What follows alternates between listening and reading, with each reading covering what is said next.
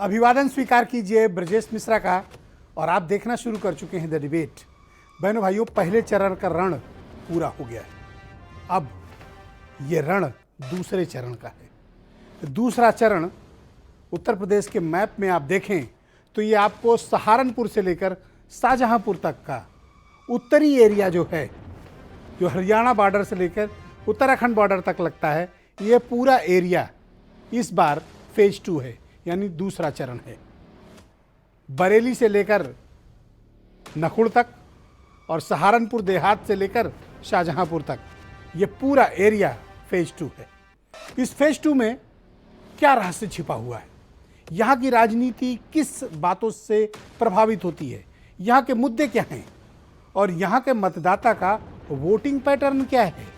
वो किन मुद्दों पर आधार पर वोट करता है और किसे वोट करता आया है?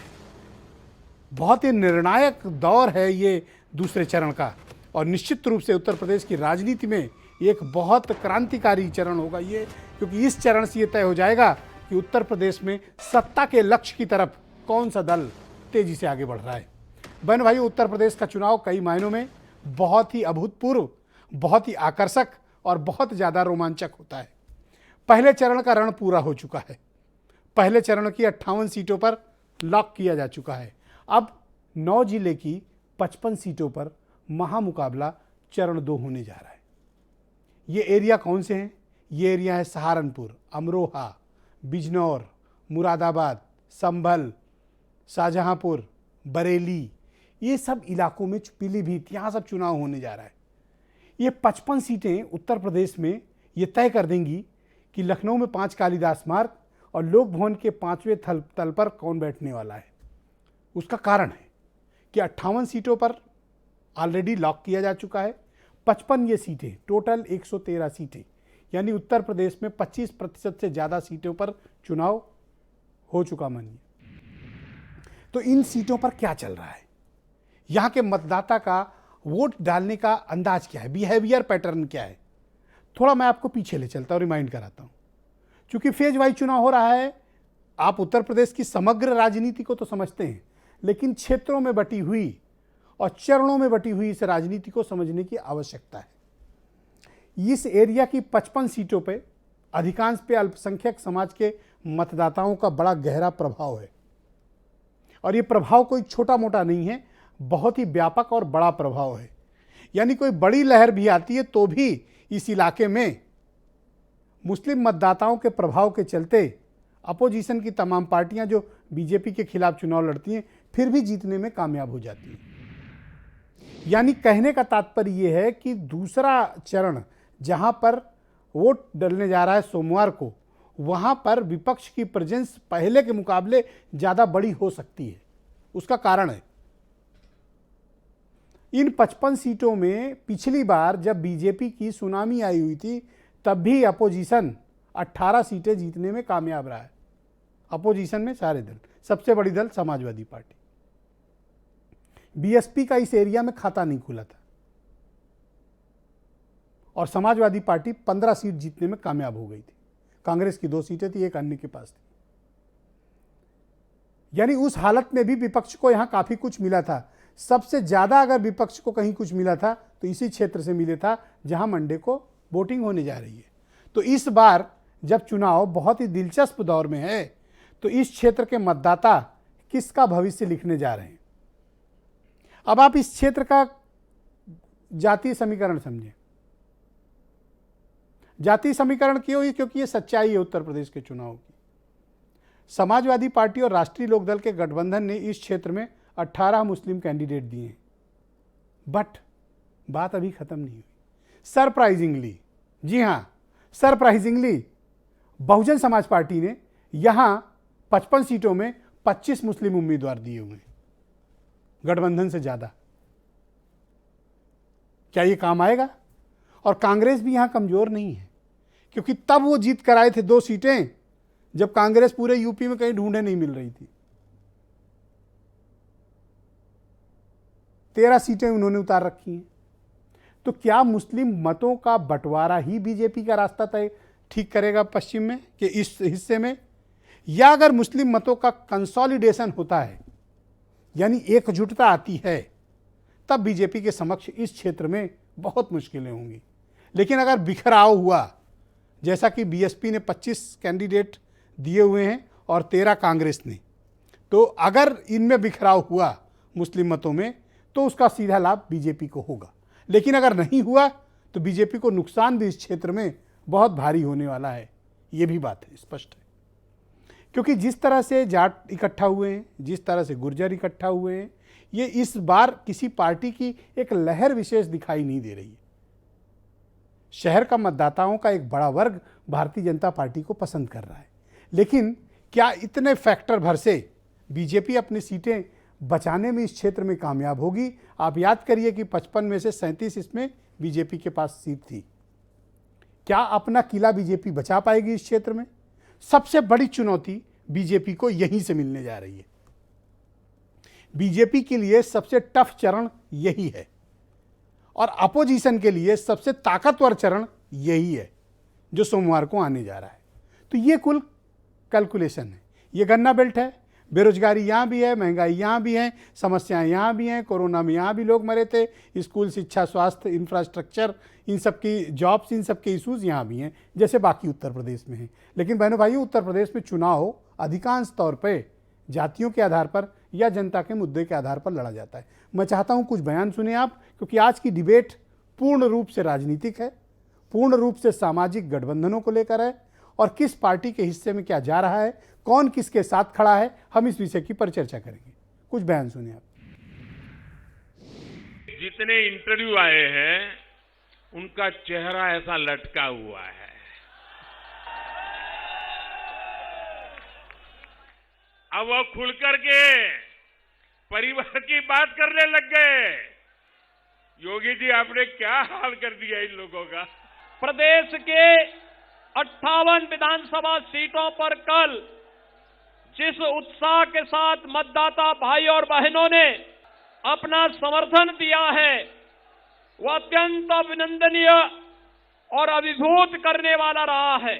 पहले चरण की जनता ने 10 फरवरी को ही अपना परिणाम सुना दिया है और हर चरण में इसी तरीके से भारतीय जनता पार्टी को जनता हटाने का काम करेगी। सरकार में 12 लाख खाली पद पड़े हैं। 5 सालों से एक 12 लाख खाली पद थे, 5 सालों से तो आपने भरे नहीं। अब चुनाव आ रहा है, आप दोबारा कह रहे हैं कि आप 20 लाख 25 लाख नौकरी देंगे। क्या आप समझा रहे हैं नौजवानों को कि ये नौकरियां कहां से आएंगी?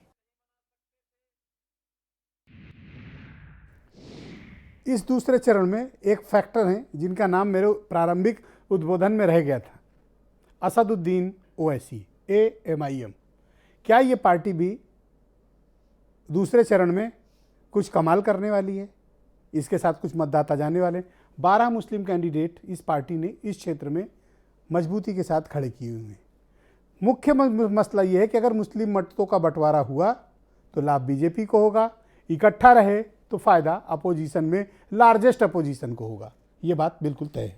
मेरे साथ आज की डिबेट में आनंद दुबे हैं भारतीय जनता पार्टी से, धर्मवीर चौधरी BSP से हैं, संजय बेचन जी बहुत ही जाने माने पत्रकार हैं, सुचि विश्वास उत्तर प्रदेश में कांग्रेस कमेटी की प्रवक्ता और समाजवादी पार्टी और राष्ट्रीय लोकदल के गठबंधन के प्रवक्ता अनिल दुबे। क्योंकि इन 2 चरणों में समाजवादी पार्टी अपने प्रवक्ता न भेजकर RLD के प्रवक्ताओं को ही गठबंधन का प्रवक्ता घोषित कर दे रही है। बता देना स्पष्ट है ताकि दर्शकों को पता रहे। मनीष सिंघवी बहुत ही जाने माने सामाजिक राजनीतिक चिंतक हैं और वीरेंद्र सिंह जी हमारे स्टेट हेड। बहुत शुक्रिया और बहुत बहुत धन्यवाद आप सभी का। संजय बेचन जी, कार्यक्रम की शुरुआत में आज आपसे करना चाहता हूं और मैं चाहता हूं कि आप अपना एनालिसिस इस दूसरे चरण के बारे में हमारे मेहमानों को भी बताएं और हमारे दर्शकों को भी बताएं, क्योंकि मेरे पास जितनी जानकारी, इन्फॉर्मेशन और जो समझ थी वो मैंने एनालिसिस करने की कोशिश की। अब मैं आप पर छोड़ता हूं कि आप इस दूसरे चरण का एनालिसिस किस तरह से करना चाहेंगे ताकि हम डिबेट को आगे बढ़ाएं। मैं आपकी बात से ही शुरू करूंगा ब्रजेश जी। इस चुनाव में कोई लहर नहीं है और उससे भी बड़ी बात है कि इस चुनाव में, जैसा कि पिछले 14 के बाद के चुनाव में होता रहा है, एक मोदी फैक्टर होता था। इस चुनाव से मोदी फैक्टर गायब है। तो ये दूसरी बड़ी महत्वपूर्ण बात है। ये बिल्कुल चुनाव जो है बहुत दो व्यक्तियों पे केंद्रित है। मैं पहले भी कह चुका हूं, एक तरफ अखिलेश यादव हैं और दूसरी तरफ योगी आदित्यनाथ हैं। और ये दोनों अपने अपने काम को लेकर, अपने अपने वायदों को लेकर, अपने अपने मुद्दों को लेकर जनता में है और जनता की मुट्ठी बंद है।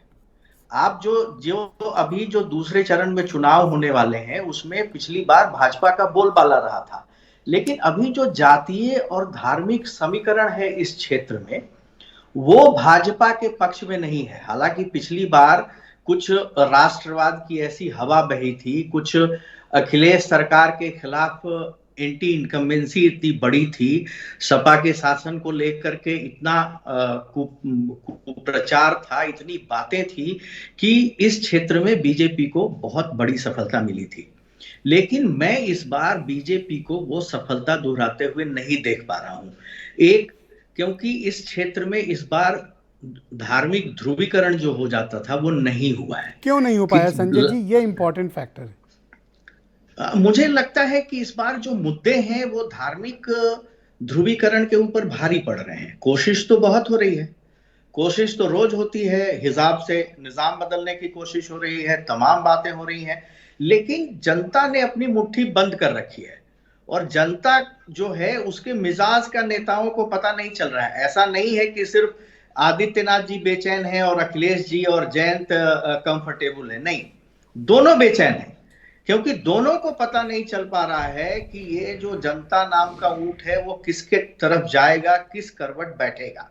और जनता के मन में बहुत सारे मुद्दे हैं, बेरोजगारी का एक मसला है, महंगाई का एक मसला है, लेकिन इन सब के ऊपर जो आपकी बात है वो ये है कि लॉ एंड ऑर्डर को लेकर शहरी मतदाता जो है वो कहीं ना कहीं योगी आदित्यनाथ की तरफ झुका हुआ है, लेकिन जो गांव का मतदाता है वो गांव का मतदाता कहीं ना कहीं योगी आदित्यनाथ से खफा दिखता है। क्यों खफा दिखता है? आप उसके पीछे कारण क्या मानते हैं?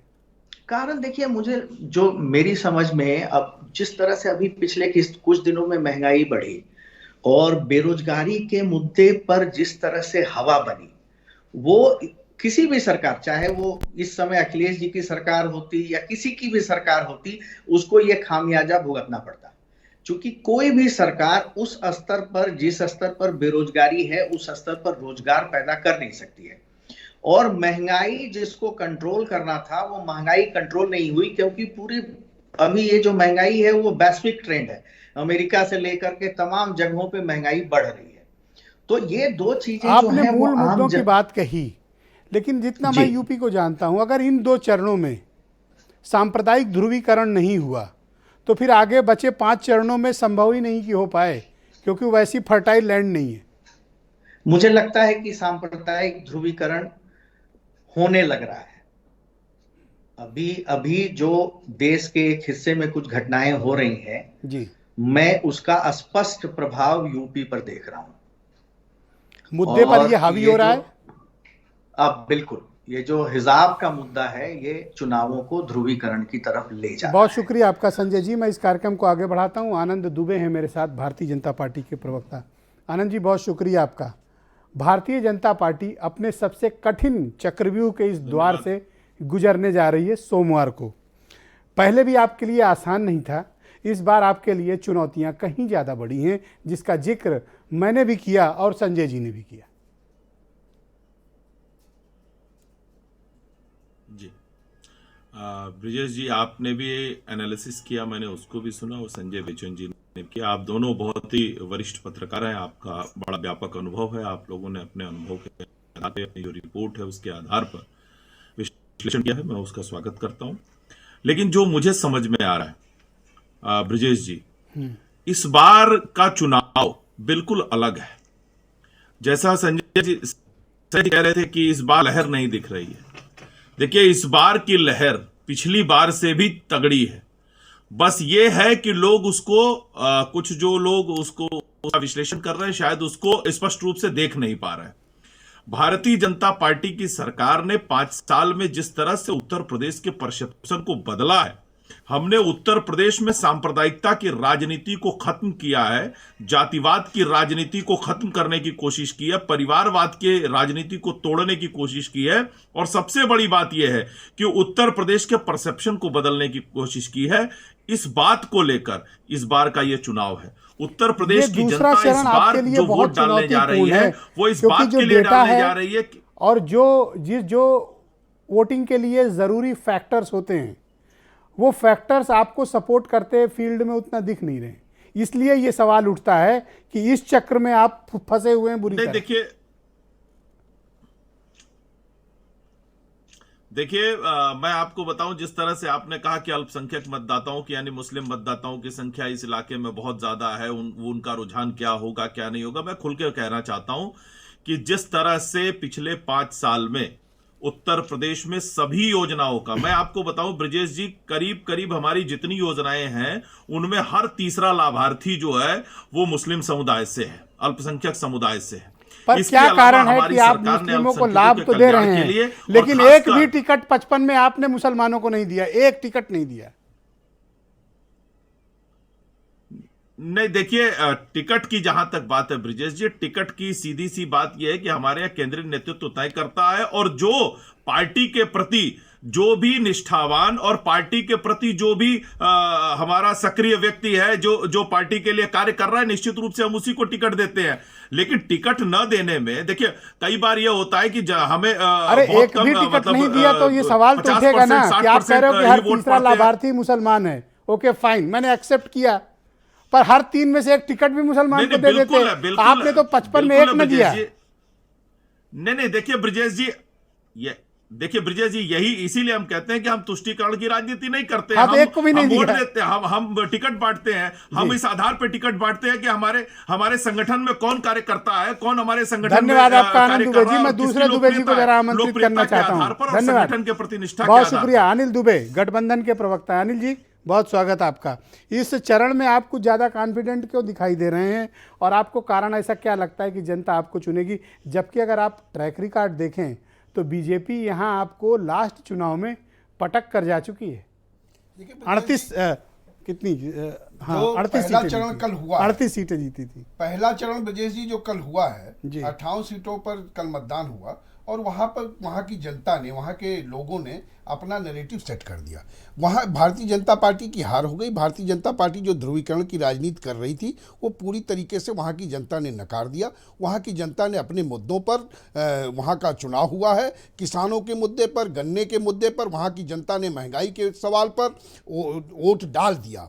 और जो वोट डाला है, जिस तरह का ट्रेंड आया है, वो गठबंधन के पक्ष में है, वो हमारे गठबंधन के पक्ष में है। और हम आपको पहले चरण में आपको बढ़त है, कैसे? आओ नहीं, वो जो जनता का रुझान है वो तो जनता वो बोल करके वोट दे रही है ना। जनता इनके खिलाफ है। ये अभी आनंद जी कह रहे थे कि ये लहर बता रहे थे, इनको अपने खिलाफ लहर नहीं दिख रही है, इनके खिलाफ लहर है। और जनता ने जो कल का मतदान ब्रजेश जी किया है वो तय कर दिया है कि भारतीय जनता पार्टी को अब अपना जो है जाने की तैयारी कर दूसरे चरण में इनके लोक क्षेत्रों में। दूसरे चरण में तो हम बहुत मजबूत हैं। कैसे मजबूत हो बताओ ना। दूसरे चरण में तो हम बहुत मजबूत हैं। जनता उमड़ करके हमारे गठबंधन के साथ है और इनके लोगों को, इनके लोग क्षेत्रों में घुस नहीं पा रहे हैं, इनके लोग अपने कपड़े फटने से बचा रहे हैं, इनके लोग वहां पर घुसने, जनता नहीं घुसने दे रही है। और ये कहीं भी नहीं घुस पा रहे हैं, कहीं प्रचार नहीं कर पा रहे हैं।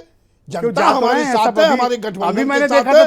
और मैं आपको बता रहा हूं कि दूसरे चरण नहीं, और ये जो कल मतदान हुआ है इससे बिल्कुल स्पष्ट हो गया कि भारतीय जनता पार्टी को अब जाना पड़ेगा।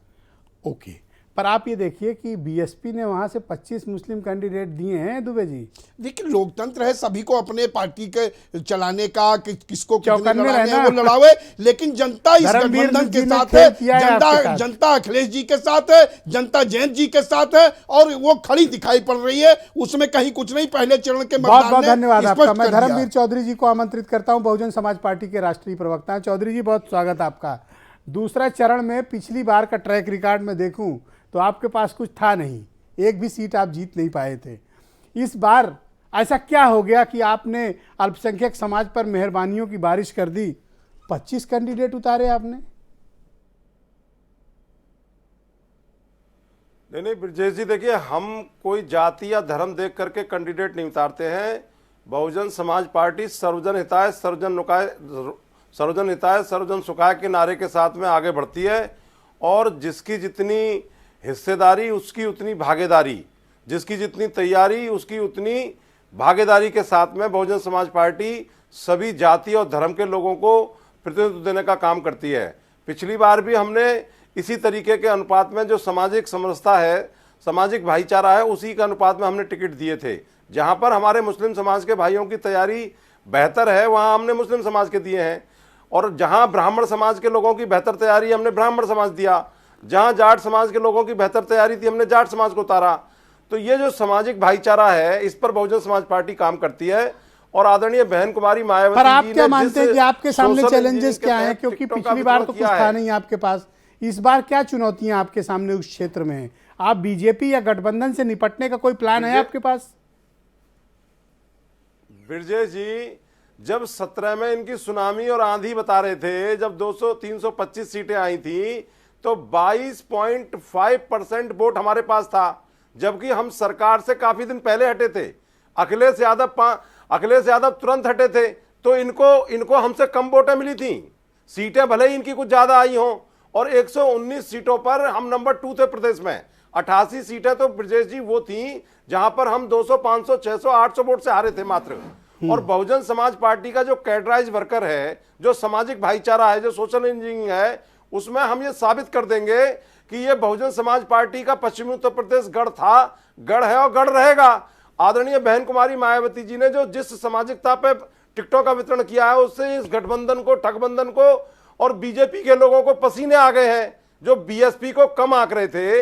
एक मीडिया है, गोदी मीडिया जिसे कहते हैं, वो ये प्रचार कर रहा था कि गठबंधन और बीजेपी का जो है मुकाबला है, लेकिन जैसे ही टिकटों का वितरण हुआ तो इनको पसीने आ गए और मीडिया को भी दबी जुबान से कहना पड़ा कि बहुजन समाज पार्टी को कोई हल्के में ना ले।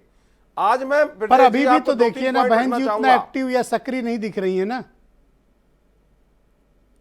ब्रजेश जी, आप लखनऊ में बैठते हैं, देश के बहुत बड़े पत्रकार हैं, आपको यह कहने की आवश्यकता नहीं है। बहुजन समाज पार्टी की नेता आदरणीय बहन कुमारी मायावती जी इस देश में सबसे बड़ी नेता हैं और वो अपने हिसाब से चलती हैं, आपके हिसाब से तो नहीं चलेंगी। अभी मैं लखनऊ की रैली का एक पोस्टर देख रहा था, आपको भी शायद मैं भेज दूंगा, आप भी देख लीजिएगा, भेजा भी मैंने आपको है। अच्छा, मैं एक प्रश्न आपसे और करना चाहता हूं, भेज दीजिएगा, मैं देख लूंगा। 5 राज्यों में चुनाव चल रहे हैं। आप कुपित ना हो मेरे सवाल को लेकर। मेरा नेक्स्ट क्वेश्चन आपसे ये है कि मैंने पिछले 20 सालों में बहन जी को कभी इतना खामोश, साइलेंट होकर राजनीति करते नहीं देखा, इसलिए जिज्ञासावश पूछा, आप जिसका बुरा मान रहे हैं। नहीं, मैं बुरा नहीं माना हूं ब्रजेश जी, मैं आपको जवाब देता हूं। बहुजन समाज पार्टी कभी भी एक अनुशासित पार्टी है। हम लोग एक कैडराइज पार्टी में काम करते हैं और कभी हमारी पार्टी ने धरने, प्रदर्शन, रेल रोको, सड़क रोको, गुंडागर्दी, मार काट, इसमें कभी जो है भरोसा नहीं किया। हमारा पार्टी का वर्कर साइलेंटली काम करता है। मैं कहां उकसा रहा हूं कि जाओ और मारकाट करो, और उसको मैंने तो बहन जी की राजनीतिक पद्धति के बारे में सवाल किया। नहीं, बहन जी की पद्धति तो शुरू से इसी तरीके की है कि वो अपने कार्यकर्ता को अनुशासन में रखती है और एक पार्टी अनुशासन के रूप में काम करती है। ये जो 22% से वोट ज्यादा मिला था पिछली बार हमको जी, और ये जो 10 लोकसभा सीटें आई हैं, ये इसी बेल्ट से ज्यादातर आई हैं। सुची विश्वास जी मेरे साथ मौजूद हैं, उत्तर प्रदेश में कांग्रेस कमेटी की प्रवक्ता। धन्यवाद आपका चौधरी जी, बहुत शुक्रिया। दूसरे चरण का मुकाबला है। प्रियंका गांधी की खुद की अपनी राजनीतिक प्रतिष्ठा दांव पर है, क्योंकि जोखिम उन्होंने बड़ा उठाया है। आपको लगता है, हालांकि पिछली बार आपके परफॉर्मेंस बीएसपी की तुलना में तो ठीक ही मानेंगे इस क्षेत्र में, क्योंकि आपकी 2 सीटें थी, उनके पास कुछ नहीं था। आप अपने लिए इस चरण में क्या संभावनाएं तलाशती हैं, क्या चैलेंजेस और क्या इशूज हैं? सबसे पहले तो आपको बधाई कि कम से कम ऐसी काल और ऐसी परिस्थिति में भी आप सार्थक विषयों पर बात कर रहे हैं और हम सही बात कर सकते हैं, क्योंकि चूंकि 5 राज्यों में तनाव है, अतः मुझे लगता है 70% चैनलों में सिर्फ और सिर्फ हिजाब ही दिखाई पड़ रहा है। लगातार मैं भी डिबेट कर रही हूँ। दूसरा, जो एक विचारधारा की जो लड़ाई है, जो कांग्रेस की एक ग्लोरीफाइड हिस्ट्री है, जो एक डिग्निफाइड पास्ट है, उसको तो गांधी परिवार या गांधीवाद या गांधी ही लड़ रहा है। आप चाहे हिजाब देखें, हेट मॉन्गरिंग इंस्टीट्यूशंस में एजुकेशनल बॉडीज को कन्वर्ट कर दिया है, चाहे आप देखें धर्म संसद की स्थापना कर कालीचरण जैसे लोग राष्ट्रपिता महात्मा गांधी को गाली दे रहे हैं। तो सत्ता हमारे पास दशकों रही है और सत्ता हमारी प्राथमिकता कभी नहीं रही। हाँ, देश की आत्मा, देश का संविधान सुरक्षित रहे, कांग्रेस का हमेशा यह विचार रहा और इसी विचार के साथ श्रीमती प्रियंका गांधी उत्तर प्रदेश में लगातार सक्रिय हैं और कांग्रेस धरातल पर लगातार सक्रिय है कि हम उन मूल्यों को, उस संविधान को, उस देश को, उस देश की आत्मा को सुरक्षित रख सकें। अभी हमारे भाजपा के साथी ने कहा कि 5 बरस से बहुत काम किया, तो उत्तर प्रदेश की स्थिति से आप भी नावाकिफ नहीं है। मैं लगातार आपके डिबेट्स में थी। इतनी तरक्की की उत्तर प्रदेश में श्रीमान योगी आदित्यनाथ जी के कार्यकाल में कि नाइजीरिया से बह के लाशें आ गई और शमशान घाट में टोकन बांट दिए, और उस पर भी अगर सरकार को सुकून नहीं तो राष्ट्रीय स्तर के टीवी चैनलों पर बैठकर 80 और 20 कर दिया। डिप्टी सीएम ने बताया कि मथुरा की बारी है और जिन्ना शमशान कब्रिस्तान, उसको मुझे ज्यादा व्याख्या नहीं करनी। तो हम धरातल पर लगातार लड़ रहे हैं और श्रीमती प्रियंका गांधी जी लगातार सक्रिय हैं, चाहे सोनभद्र के उम्भा में, चाहे लखीमपुर के कांड में, चाहे उन्नाव में, चाहे टिकट वितरण की प्रणाली में 40% महिलाओं की बात हो, चाहे आधी आबादी को सशक्त करने की बात हो, और हम उन्हीं विषयों के नेता साथ। ने जोखिम बड़ा उठाया है, लेकिन कुछ मिलेगा ऐसी उम्मीद है क्या आपको? देखिए, हमने कहा ना कि हमारा एक डिग्निफाइड समीकरण बता रहे हैं कि मतलब हाथ ज्यादा चीजें आ नहीं रही हैं आपकी। देखिए, हमेशा उद्देश्य से कुछ प्राप्ति नहीं होता। मैंने कहा ना, कांग्रेस की आत्मा इस देश के संविधान को सुरक्षित रखने की है और यह लड़ाई विचारधारा की है। देश एक टॉक्सिक पर सब कुछ हारते ही जाइए, ये भी कोई आत्मा नहीं हुई ना। ऐसा बिल्कुल नहीं है। देखिए, जो आप अगर सिर्फ एजेंडा एम्पलीफाई करना ही पर्पस है तो हजारों करोड़ का विज्ञापन देकर प्रधानमंत्री जी महामानव की श्रेणी में स्वयं को स्थापित कर सकते हैं। लेकिन आपने अभी आधा सेकंड के उनकी क्लिपिंग कोई दिखाई, जिस तरह की चुटकी उन्होंने ली, ऐसा लगा नहीं कि लाफ्टर चैलेंज में है। क्या लगा कि वो इतने बड़ी, अभी उनका 1.5 घंटे का आपने भाषण देखा होगा, 1 घंटे 40 मिनट उन्होंने सिर्फ कांग्रेस की बात की और भाषण का 60% अंश नेहरू जी को समर्पित किया। तो ये भय है। बहुत शुक्रिया मैडम। मैं मनीष सिंधवी को आमंत्रित करता हूं इस डिबेट में। मनीष जी, बहुत स्वागत आपका। दूसरा चरण बड़ा भीषण है और जिस सांप्रदायिक ध्रुवीकरण की बात संजय जी या मैंने अपने प्रारंभिक उद्बोधन में रखी, अगर इस चरण में सांप्रदायिक ध्रुवीकरण नहीं हुआ तो यकीन मानिए कि फिर इसके आगे की जमीन बंजर है, वहां पर फिर ये मुद्दा नहीं चलेगा। बिल्कुल ठीक बात है। और मुझे लगता है कि इस बार 17 नहीं होगा। 17 एक विशेष, यूपी के लिए कम से कम एक विशेष परिस्थितियां थी जब एकदम साफ स्पष्ट ध्रुवीकरण दिख रहा था। आप डिवीजन था, पूरा साफ डिवीजन था। आप सड़कों पर निकलिए, आप लोगों से बात करिए। और पहले चरण के चुनाव के बाद जब वो शमशान और कब्रिस्तान वाला मसला आया था तो मतलब एक आम लोगों को भी ये समझ में आ गया था कि अब चुनाव कहाँ जा रहा है। तो एकदम स्पष्ट थी बात उसमें कहीं। लेकिन अब की वो स्थितियां नहीं। इस बार शमशान कब्रिस्तान क्यों नहीं चाहिए लोगों को? हांडी एक ही बार तो चढ़ेगी, बार बार थोड़ी चढ़ेगी एक ही हांडी। आप कब तक करेंगे भाई? ये भी तो मुद्दा आएगा कि 12 से 17 के बीच में 65 रुपए। इस बार आप उसको क्यों मारने पर तुले हैं? नहीं, ये अमर मुद्दा है। आपको नहीं, मुद्दा तो उसमें कहीं कोई दो राय नहीं है। और बड़े सफाई से इस बार खेल कर्नाटक में खेला गया ताकि आंच यहां तक। अच्छा, सोशल मीडिया का जमाना है अभी। अगर संजय जी की बात ठीक है, नहीं, अगर अभी आंशिक रूप से नहीं, एकदम सही है, 100% सही है। और कल हम लोग यहां बैठे तो यही बात कर रहे थे कि सोशल मीडिया का जमाना है। अगर अभी मैं इस चैनल पर आपका ये खींच लूं, ये जो माइक लगा हुआ है, तो आज 10 मिनट के अंदर पूरा भारत देख लेगा कि मनीष सिंधवी ने दुबे जी का माइक छीन लिया 10 मिनट के अंदर। तो कितना आसान है अब ध्रुवीकरण करना। ऐसा कुछ करने का इरादा है क्या? नहीं, बिल्कुल नहीं है। मैंने सिर्फ एक बात कही कि कर्नाटक में जो बहुत प्लान्ड वे में चला, अब देखिए वो मुद्दा क्या था और किस तरीके से उसको बातें लेकर कि साहब ये तो आर्मी में भी दाढ़ी रख लेंगे और यहां कर देंगे, वहां कर देंगे, संस्थान चौपट कर देंगे, फिर ये लोग आगे चलने लगा। अब वो हिजाब से मुद्दा हटकर ये लोगों पर आ गया है। ये लोग तो उसको बनाने की कोशिश की जा रही है। लेकिन मुझे विश्वास है इस बात का कि इस बार ये मुद्दा उतना बड़ा नहीं होगा एकदम, ये तो मैं नहीं कह सकता, लेकिन होगा। बीएसपी ने 25 उतारे हैं जी, बीएसपी ने उतारे हैं, 18 ही उतार पाए हैं। मकसद क्या है? और वैशी साहब ने भी दिए हैं। लेकिन मुझे लगता है कि जैसे वहां पर कुछ अब की और बड़े मुद्दे हैं। जैसे आप देखिए 12 से 17 के बीच में 65 रुपए के आसपास वो बढ़ा गन्ने का समर्थन मूल्य, इस बार बढ़ा 35 रुपये। किसान जोड़ नहीं रहा है कि हर 10 बीघे पर, हर 5 बीघे पर कितना नुकसान हो रहा है। महंगाई चरम पर है। 1000 रुपया सिलेंडर आदमी खरीद रहा है, 90 रुपये का डीजल खरीद रहा है।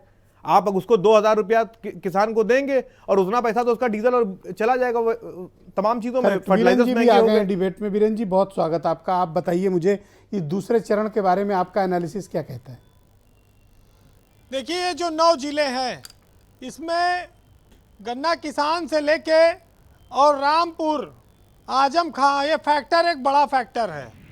आजम खां पिछले 2 साल से जेल में है और उनके जो साथ उनके पूरा कुनबा जेल में था, पत्नी और बेटा बाहर आया। उनके स्कूल, कॉलेज, यूनिवर्सिटी ये सब एक मुद्दा बना और आजम खां ही एक बहुत बड़ा कारण थे जिसकी वजह से कहा जा सकता है कि 2017 में समाजवादी पार्टी की सरकार गई। मुजफ्फरनगर का जो दंगा था उसमें भी आजम खां का नाम आया। पलायन का जो मुद्दा था वहाँ भी सरकार असहज हो जाती थी आजम खां के सामने जब वो मंत्री थे। इसको बीजेपी ने खूब भुनाया। ये जो दूसरा चरण है, 55 सीटें हैं, ये वही इलाका है जिसे आप जाटलैंड भी कह सकते हैं, किसान आंदोलन का इलाका भी कह सकते हैं और मुस्लिमों के बाहुल्य का इलाका कह सकते हैं। जो मतदान पिछले दिन हुआ वो ये संकेत देता है कि जहां मुस्लिम आबादी ज़्यादा थी वहां मतदान ज़्यादा हुआ। जहां नोएडा और गाज़ियाबाद था वहां शहरी इलाके में मतदान कम हुआ। तो लोगों की दिलचस्पी क्या है? लोग जो ज़्यादा निकल रहे हैं उनकी दिलचस्पी है कि सरकार अपने हिसाब से चुनी जाए और ज़्यादा से ज़्यादा जम के वोट दिया जाए। इसको आप बीजेपी में नुकसान के तौर पर भी देख सकते हैं क्योंकि किसान का फैक्टर इस चरण में भी बना रहेगा। किसान को मनाने के लिए इस आंदोलन की जो कहा जाए नुकसान हुआ उसकी भरपाई के लिए बीजेपी ने बड़ी कोशिशें की, लेकिन ना तो राकेश टिकैत माने और ना तो वो 1 साल का घाव भर पाया जो अब भी इस चुनाव में सामने है। ये 2 चरण जब आएगा, कल प्रचार समाप्त हो जाएगा 5 बजे, लेकिन ये उत्तर प्रदेश को एक दिशा ये दे जाएगा कि यूपी में जो सरकार बनेगी वो बहुमत की सरकार होगी, चाहे वो समाजवादी पार्टी की सरकार बने, चाहे वो योगी आदित्यनाथ की सरकार बने या कांग्रेस बनाए या मायावती सरकार बनाए। हालांकि मायावती के प्रवक्ता बैठे हैं, वो भी टिकट उन्होंने बांटा और चुनाव को उन्होंने लड़ने की भरसक त्रिकोणीय करने की पूरी कोशिश की है। लेकिन मायावती की पार्टी में ये माना गया कि जिन लोगों को भाजपा से नाराजगी हुई, टिकट नहीं मिला, या सपा या आरएलडी के गठबंधन से टिकट नहीं मिला, वो लोग ज़्यादा गए बसपा में और बसपा ने उस अवसर का फायदा उठाया और उनको टिकट दिया बड़े बड़े नामों को। तो स्वाभाविक है कि बसपा एक बहुत बड़ा फैक्टर बनेगी इस चुनाव में और वो पिछली बार से ज़्यादा सीटें जीतने की कोशिश करेगी। मतलब बागियों की वजह से बड़ा फैक्टर बन रही है। भाई, जब आम टपकता है तो जरूरी नहीं जिसने ढीला मारा है वही लपके। बहुत बार जो भी ढीला मारने के बजाय जो लोग ताक रहे होते हैं वो लपक लेते हैं। तो ये इसी तरह का चुनाव हो गया है। ठीक है। दूसरे चरण में अगर आप देखेंगे तो जयंत चौधरी की जो प्रतिष्ठा है वो अभी भी दांव पर है। ये इलाका उससे प्रभावित है। जयंत चौधरी को बीजेपी मना नहीं पाई या वो माने नहीं, उसके पीछे आप 2-3 बड़े कारण देख सकते हैं। एक तो चौधरी अजीत सिंह का निधन हो जाना, दूसरा जयंत चौधरी के ऊपर लाठी बरसा देना हाथरस की घटना में। इसको जाटों ने अपनी प्रतिष्ठा से जोड़ा और जाट और मुसलमान बीजेपी से अपने आप को असहज महसूस करते रहे और यही वजह है कि चाहे शामली हो, चाहे अभी आपका मेरठ था, मुजफ्फरनगर था, ये जो इलाके गए यहाँ वोटिंग ज़्यादा हो गई। और आपने देखा होगा कि ये गर्मी चर्बी, ये पलायन, ये दंगा, ये नहीं टिक पाया। ये जातिवाद, ये सब कमज़ोर चला गया। 80-20 ये जो फार्मूला था ये ध्रुवीकरण नहीं कर पाया। लोग स्वतंत्रता पूर्वक मतदान कर रहे हैं। देखिए, आज लोगों को इस चुनाव में, इस चरण में, ये मतदान में एक बात चर्चा में है कि अगर समाजवादी पार्टी की सरकार बनी तभी आजम खां जेल से छूटेंगे और अगर भाजपा की सरकार बनी तो आजम खां जेल से बाहर नहीं आ पाएंगे। तो ये चुनाव इसलिए भी इन लोगों के लिए बड़ा महत्वपूर्ण है। अब हम इसको चाहे धर्म के चश्मे से देखें चाहे जात के चश्मे से देखें, लेकिन आप ये देखिए कि जो घोषणा पत्र निकले, कोई स्कूटी बांट रहा है, कोई पेंशन बांट रहा है, कोई शिक्षा फ्री कर रहा है, इस पे कोई चर्चा नहीं हो रही है। ये लुभा नहीं पा रहे हैं। 300 यूनिट बिजली का मुद्दा भी नहीं लुभा पाया। तो ये बहुत बड़ा मामला है कि उत्तर प्रदेश में कुछ लोगों ने पहले से मन बना रखा है कि वो निर्णय करेंगे। वो निर्णय किस ओर जाएगा ये 10 मार्च को पता चलेगा। लेकिन राजनीति के सब जानकार हैं, वो अपना जानते होंगे, समझते होंगे जी। हमारे मनीष सिंधवी बैठे हैं, इनका एक बड़ी डिमांड रहती है, तो आज मैं उसको दोबारा सुना दूं कि उसके बाद मैं एक और सुनाऊंगा। लेकिन हमारे यहाँ कहा जाता है नेता और बीवी ये किसी की नहीं सुनते ब्रजेश जी, चाहे जितने बड़े आप तोप हो। तो कहा जाता है कि जिन्हें हम चुनते हैं वही हमें धुनते हैं, और नेता और बीवी ये कहाँ किसी की सुनते हैं। तो चुनाव बाद ये मनमानी करने लगते हैं। तो वैसे जान लीजिए ये हम जा रहे हैं चुनाव में। एक साहित्यकार ने लिखा है कि अभी जमीर न बेचो, अभी है कम कीमत, चुनाव आने दो भारी उछाल आएगा। आज हुकूमत और सियासत दोनों का दस्तूर है यह कि जिसके हाथ में लाठी होगी भैंस वही ले जाएगा। अब हवाएं खुद करेंगी रोशनी का फैसला, और जिस दिए में जान होगी वो दिया रह जाएगा। जी बीरेन्द्र जी, वाह, बहुत बहुत शुक्रिया आपका, बहुत बहुत धन्यवाद बीरेन्द्र जी। आपने अपने सारगर्भित विचार हमारे समक्ष प्रस्तुत किए। बहनों भाइयों, हमने कू ऐप पर आज के इस मसले को लेकर एक प्रश्न पूछा। प्रश्न ये पूछा कि दूसरे चरण में जीत के लिए पार्टियों ने पूरी तैयारी की हुई है, जनता किस पर भरोसा करने वाली है। तो जावेद हुसैन लिखते हैं कि पहले चरण के फीडबैक के आधार पर ही दूसरे चरण का मतदान होना चाहिए। तो आकाश दुबे लिखते हैं कि जनता इस बार उम्मीद की किरण के साथ अपना मत डाल रही है। दिनेश कुमार लिखते हैं जनता तो पहले से ही मन बना चुकी है इस चुनाव को लेकर। मैं सीधे रुख करता हूं संजय बेचन जी का, बहुत ही जाने माने पत्रकार हैं और उत्तर प्रदेश की राजनीति को बहुत नज़दीक से समझते हैं। दूसरे चरण का ये जो चुनाव है जिन 55 सीटों पर 9 जनपदों में, संजय जी आपको क्या लगता है कि इस पे मुख्य मुकाबले में कौन से प्रमुख मुद्दे आएंगे, कौन से प्रमुख शख्सियतें हैं? और मुझे जितना ध्यान है 22-23 साल पत्रकारिता में काम करके, ये पहला ऐसा चुनाव है मेरे मतलब अपने कैरियर में, हो सकता है आप लोग के टाइम हुआ हो, जब आजम खां मैदान में नहीं है, जेल में है। ब्रजेश जी, मैं फिर अपनी बात दोहराऊंगा ना, आजम खान है चुनाव के फ्रेम में, कोई भी नहीं है, सिर्फ 2 व्यक्ति हैं। बाइपोलर इलेक्शन है, अखिलेश वर्सेस आदित्यनाथ योगी।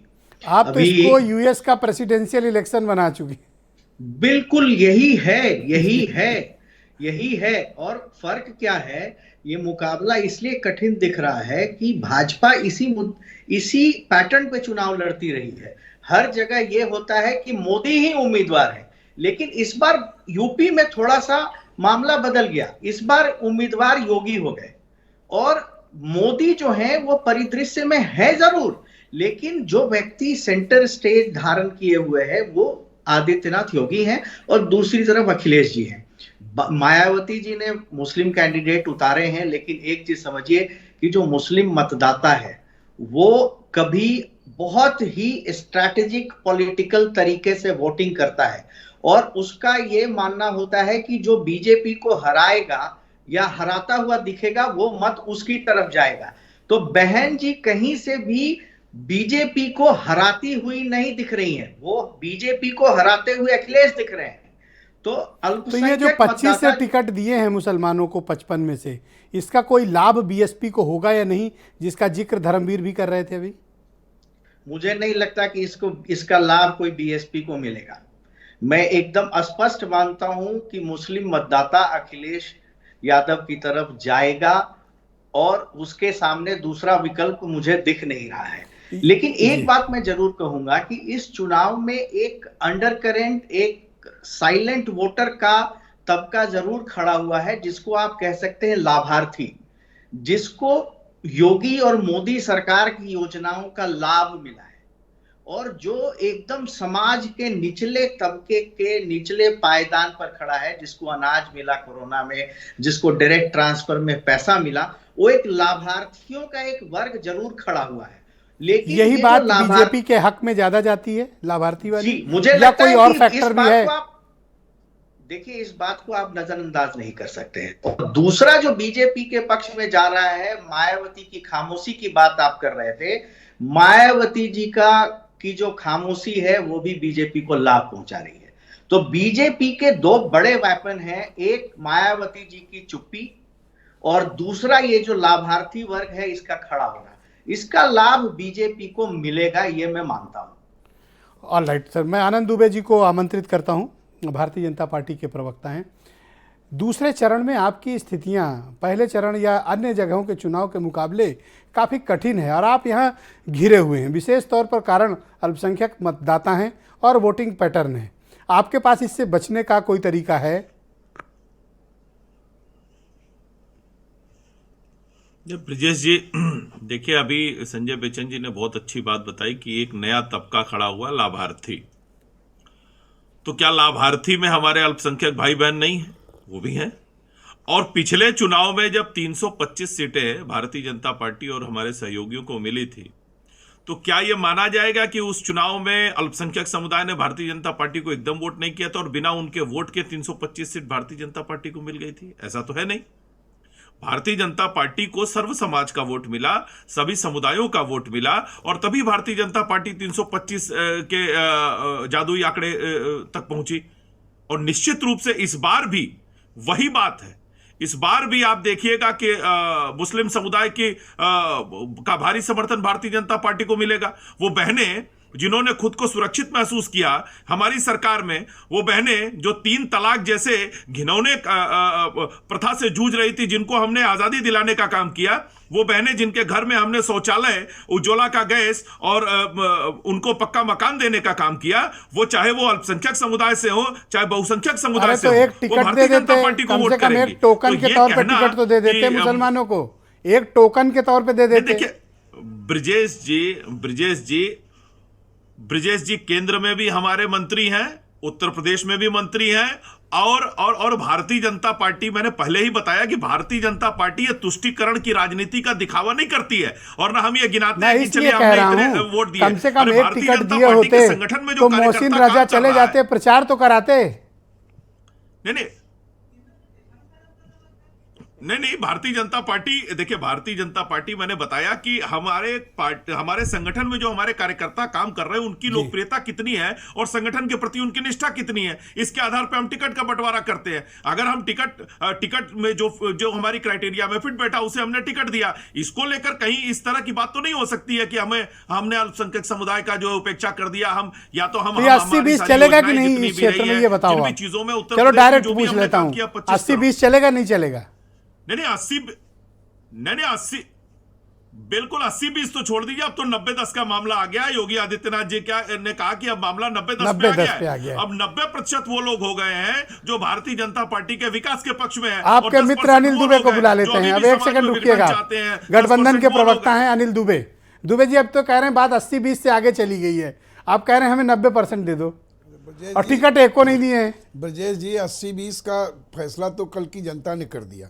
क्या किया? 80% से अधिक लोगों ने गठबंधन के पक्ष में मतदान करके, अनिल जी, मुझे लग रहा है कि सारे ईवीएम में आपने कोई चिप विप लगा रखी थी। 80% से ज्यादा ब्रजेश जी गठबंधन के पक्ष में लोग आके खड़े हो गए। इनको पता है इनका जो नारा है, अब ये इनको अपनी जाने की तैयारी करें। अपना जो है इनको जनता ने जाने के लिए निर्णय सुना दिया है और जो कल का निर्णय है, जो पहले चरण का मतदान ब्रजेश जी होता है, जनता वहीं से जो है वो जो पैटर्न है वो पूरे उत्तर प्रदेश में आप कुछ ओवर कॉन्फिडेंट नहीं लग रहे हैं?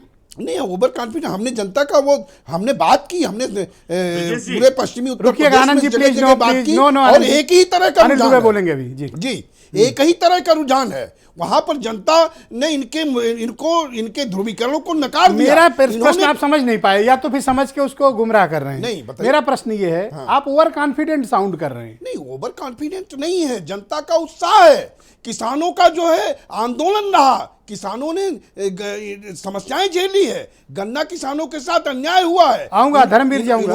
इन्होंने जनता पर के साथ धर्मवीर जी के तो विश्वासघात क्लेम, किया है। ये बसपा का क्लेम तो कुछ और है। विश्वासघात किया, जनता से झूठ बोला, गन्ना किसानों के साथ अन्याय हुआ, आलू किसानों के साथ अन्याय हुआ, 750 किसान शहीद अच्छा हो गए। वो सब तो ठीक है, उनके ये बारे बताओ में मुझे। कहीं कुछ नहीं अरे किया। सुन तो लो दुबे जी, जी 25 मुसलमान खड़े हैं उधर से बीएसपी से, नहीं, सवाल ये वाले इसका जाल नहीं से है। कैसे भागोगे ये बताओ। देखिए, किसान अल्पसंख्यक सारे सीधा वर्ग सवाल के कर लोग- ले रहा हूं क्योंकि आप लोग गुमराह कर रहे हैं इधर उधर, हम तो गुमराह मैं नहीं सीधा ही कर पूछ रहे ले हैं। रहा हूं। उत्तर प्रदेश की जनता को पता है कि हाँ। कौन आनंद जी आदमी रुकिए उनके प्लीज। हितों के लिए लड़ रहा है। और उत्तर प्रदेश में अगर कोई आम आदमी की लड़ाई, किसान की लड़ाई, मजदूर की लड़ाई लड़ रहा है तो गठबंधन लड़ रहा है। गठबंधन के नेता माननीय अखिलेश यादव जी, माननीय चौधरी जयंत सिंह जी लड़ाई लड़ रहे हैं। ये बात उत्तर प्रदेश ओके, की मैं जनता को धर्मवीर पता चौधरी है। से तस्दीक करा हाथरस लेता में लड़ाई, हूं। हाथ लाठी किसने कंगन को खाई? आरसी क्या, अभी अभी तस्दीक करा लेता हूं। भाई चौधरी जी ये तो कह रहे हैं हम ही अकेले लड़ रहे हैं, आपका तो नाम तक लेने को तैयार नहीं है। ब्रजेश जी, ये जो परिवारवादी पार्टी है जिसे समाजवादी पार्टी कहते हैं, 45 से ज्यादा लाल बत्ती एक ही परिवार पे थी। लेकिन मुझे एक फोटो दिखा दीजिए जो आजम खां को जेल में कोई एक परिवार का आदमी मिलने तक गया हो। और ये किसानों के कितने बड़े हितैषी हैं। मूल पेमेंट पे 2000 करोड़ रुपए का पेमेंट था। हाई कोर्ट ने आदेश किया था गन्ना किसानों के लिए।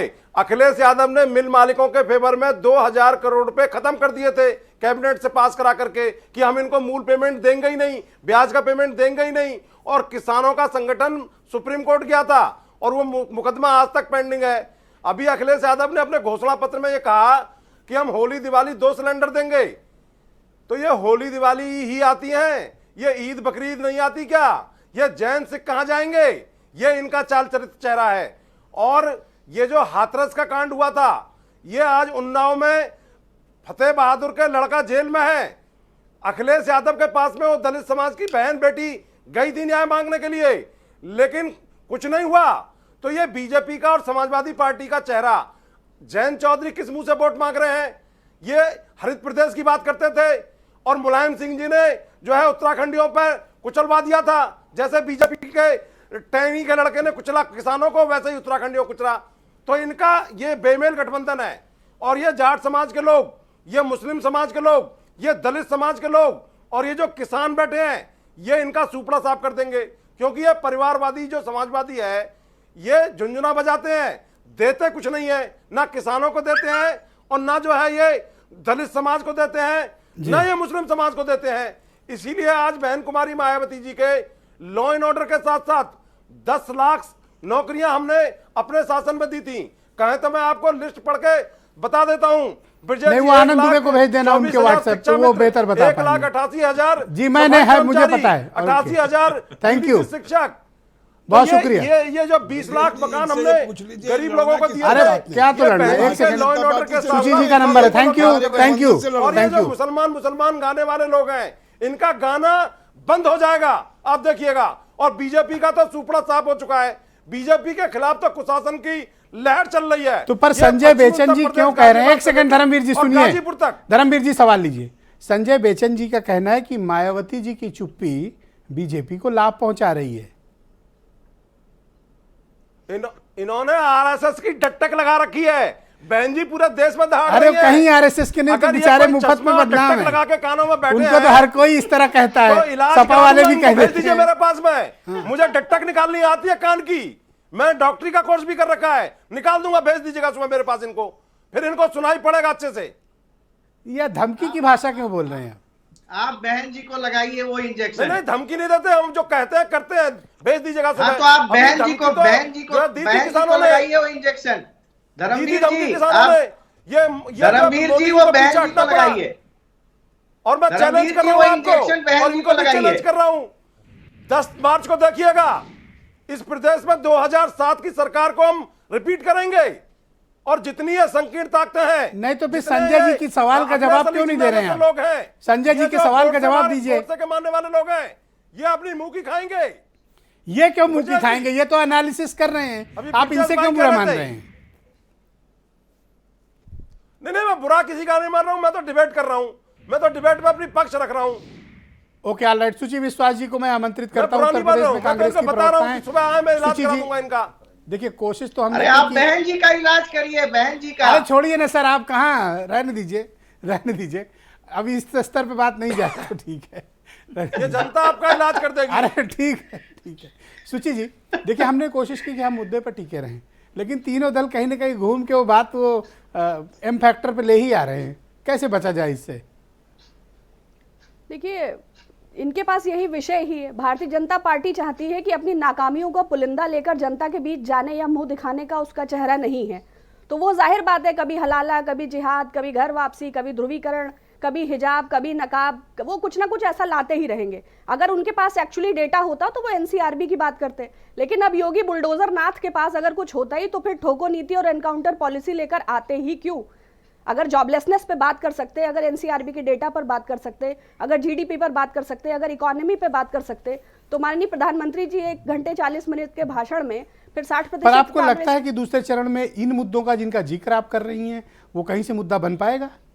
देखिए हमारा और आपका नैतिक दायित्व है कि हम विषयों पर केंद्रित रहें, हम अपनी बात को लेकर लोगों के बीच जाएं, क्योंकि मतलब कोई भी कम्युनिटी पूरी तरह किसी एक वर्ग को वोट नहीं देती। ऐसा होता तो आप सभी कैसी बातें करते हैं धर्मवीर जी? समाप्त हो जाता। आप सुची जी को बोलने भी नहीं दे रहे हो आप, क्या बात है भाई? धर्मवीर जी क्या बेचैनी है आपको? नहीं, डब्बा ही नहीं खुलने वाला। ये वोट काटू पार्टी है कांग्रेस का ये कुशासन था 60 साल का ब्रजेश जी। ओके, अब आपने कह लिया ना, अब तसल्ली रखो, इस प्रदेश तसल्ली रखो, काबिज हुई, तसल्ली रखो। बोलिए सुची जी, गो अहेड। क्या तो ये बोल रहे हैं? हमारी बहन है, लेकिन ये हाँ ठीक है, पार्टी में गलत पार्टी में चली गई है। ठीक है सुची जी, गो अहेड।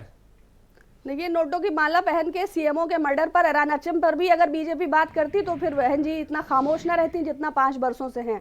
फिर हाथरस में भी जाती, फिर स्कूटी यहाँ बंटवा दीजिए, पंजाब में बंटवा दीजिए, वहाँ आपकी सरकार थी। नहीं राजस्थान में स्कूटी बंटवा दीजिए। धर्मदास जी आपको तो नूरमंजिल भर्ती कराना पड़ेगा। आपकी मानसिक स्थिति वैसे भी स्पष्ट नहीं है, तो वो कांग्रेस में आप पत्रकार और प्रवक्ता के बीच का भेद नहीं समझते। चौराने के मेंबर भी मत बनना। तो क्या झोला छाप डॉक्टर है क्या? कौन? तो ये बाबा साहब के अनुयायियों ने आपको कौन किसके लिए कह रही है? बताया था ना अभी कि डॉक्टर है, लेकिन हमें लगा झोला छाप डॉक्टर है। अरे नहीं, पढ़े लिखे व्यक्ति हैं। नहीं, आप पढ़े लिखे हैं तो व्यक्तित्व में झलकना भी चाहिए। मुझे डिग्री पे संदेह है, आरटीआई की आवश्यकता है। किसान भी झोला छाप होते हैं। ये किसानों ने जो है आपको भी बता दिया था और इस मोदी सरकार को भी बता दिया। ये मानसिक रूप से अस्वस्थ है। मैंने पूर्व में भी कई बार कहा है, जब भी हम सत्ता में आएंगे इनका सरकारी खर्चों पे इलाज कराएंगे। और पढ़ा लिखा जाट खुदा जैसा, इस तरह की बात ना कहें। नहीं तो ऐसी इनको इस तरह नहीं करना चाहिए। ठिकाने लगा दिए, खालिस्तानी पाकिस्तानी कह रहे थे, भेड़िए कह रहे थे। अपने स्थान पर अपनी बात को कहने के लिए स्वतंत्र है। अब ये बीजेपी अगर कोई अन्यत्र इधर उधर जा रहा है तो उसको क्या कहा जाए? नहीं, आपके पास कोई सर्टिफिकेट है कि इनकी मानसिक अवस्था ठीक नहीं है? नहीं, प्रत्यक्षम किम प्रमाणम, ये स्वतः स्पष्ट कर रहे हैं। ना इन्होंने बेचैन साहब को बोलने दिया, ना हिंदवी जी को बोलने दिया, ना दुबे जी को बोलने दिया। बताइए एनआरएचएम का फंड कहाँ गया? अगर आपको उत्तर देना है तो बताइए, जो सीएमओ के मर्डर हुए थे उस पर कुछ बोलिए। जो खुलेआम हजारों रुपए के नोटों की माला आपने पहनी, आप उस पर बात करिए। अलवर में थैंक यू, बहुत शुक्रिया मनीष सिंघवी जी। मनीष सिंघवी जी, सेकंड फेज पर आपका फाइनल ऑब्जर्वेशन क्या कहता है और क्या एनालिसिस है आपका इस सेकंड फेज को लेके? देखिए एक बात हमेशा हमें बात सुनने के बाद एक बात हमेशा जो ये चाहते वो हो नहीं पा रहा एक्चुअली। एक बात हमेशा हमें मान लेनी चाहिए कि उत्तर प्रदेश की लड़ाई जाति और धर्म से बहुत ज्यादा बाहर नहीं जाएगी। ये अलग बात है कि तुष्टीकरण का जो लेवल 17 में था वो अब की दिखाई नहीं पड़ेगा, अब की और भी मुद्दे काम करेंगे। हाँ, लेकिन एक बात जो मुझे समझ में आती है ब्रजेश जी, कि एक एक्सेस रूप में जब कोई चीज जाती है तो फिर उसका पतन शुरू हो जाता है। जैसे तुष्टीकरण का भी चरम पहुंच रहा है। धीरे धीरे आने वाले चुनाव में हम और विकास के मुद्दों पर चुनाव देखेंगे, ऐसा मुझे भरोसा होता है कि जैसे जैसे बात बढ़ रही, फिर महंगाई पर भी बात होगी, एम्प्लॉयमेंट बहुत बड़ा मुद्दा बनकर उभरेगा, पोल्यूशन मुद्दा बन के उभरेगा, उससे जो मौतें हो रही वो मुद्दा बन के उभरेगा। लेकिन ये क्रमशः धीरे धीरे होगा। हाँ, लेकिन आज की स्थिति में जो सेकंड चरण है, मुस्लिम, दलित, जाट और ओबीसी में यादव, वहां एक महत्वपूर्ण फैक्टर है इस 55 सीटों में जहां पर चुनाव होने जा रहा है। तो इसको देखिएगा। शाक के सैनी और त्यागी भी काफी ठीक। जी जी जी, ऑलराइट, बहुत बहुत शुक्रिया और मैं आप सबका बहुत अभिनंदन करता हूं, धन्यवाद देता हूं कि आप सबने इस महत्वपूर्ण परिचर्चा में अपने अपने अमूल्य विचार प्रस्तुत किए। बहनों भाइयों, आप सबका भी बहुत बहुत धन्यवाद इस कार्यक्रम को देखने के लिए। कार्यक्रम का समापन करने से पहले मैं आपसे अनुरोध करना चाहता हूं कि कृपया मास्क का इस्तेमाल करें, क्योंकि कोरोना का संक्रमण बहुत तेज़ी से फैल रहा है। सैनिटाइजर का इस्तेमाल करें, सोशल और फिजिकल डिस्टेंसिंग का पालन करें। राजनीतिक दल, किसी भी राजनीतिक दल की रैलियों में जाने से परहेज करें, क्योंकि आपको कोरोना हुआ तो बचाने कोई नहीं आएगा, आप और आपका परिवार, आपके परिजन ही भुगतेंगे। और कृपया बहुत ज़रूरी होने पर ही घरों से निकलें। बहुत शुक्रिया, धन्यवाद, नमस्कार।